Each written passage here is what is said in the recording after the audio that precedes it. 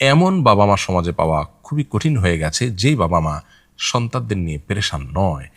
সন্তানদের জন্য এত কিছু করার পরও সন্তানরা অনেক বেশি অ্যারোগ্যান্ট, তারা হেদায়েত থেকে বিচ্যুত হয়ে যাচ্ছে, তারা নষ্ট হয়ে যাচ্ছে। এটি গোটা বিশ্বব্যাপী আমাদের তরুণ এবং টিনেজারদেরকে ধ্বংস করবার যে নীল নকশা আছে সেটির কুফল।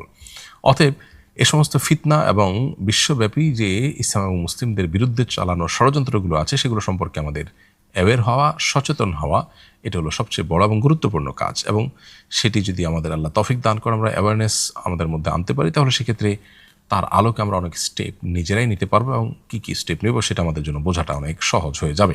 সন্তান জন্ম থেকে নিয়ে বরং সন্তান পৃথিবীতে আসা আগে থেকেই ভালো জীবনসঙ্গী বা সঙ্গিনী খোঁজার যে নির্দেশনা শরিয়া দিয়েছে, সেটার একটা উদ্দেশ্য এটাও যেন সন্তান নেক হয়, সৎ হয়, আল্লাহভীরু হয়।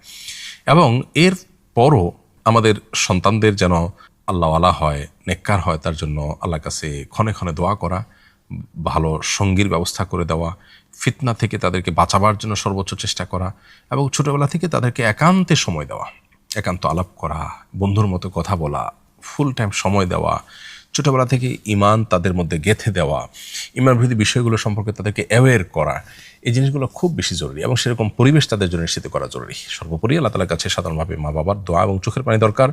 ফিতনা সংকুল এই সময়ে সন্তানকে দুনিয়ার যাবতীয় ফিতনা থেকে বাঁচিয়ে রাখার মতো চ্যালেঞ্জিং কাজ, কঠিন কাজ এই পৃথিবীতে বর্তমানে খুব কম আছে। আল্লাহ আমাদের সন্তানদেরকে সব ধরনের শয়তানি থেকে এবং ষড়যন্ত্রকারীদের ষড়যন্ত্র থেকে এবং ফিতনাবাজদের ফিতনা থেকে হেফাজতে রেখে তাদের ঈমান, মুসলিম আইডেন্টিটিকে বাঁচিয়ে রাখার এবং উম্মার জন্য তাদেরকে অবদান রাখবার মতো মানসিকতা নিয়ে বড় হওয়ার তৌফিক দান করুন।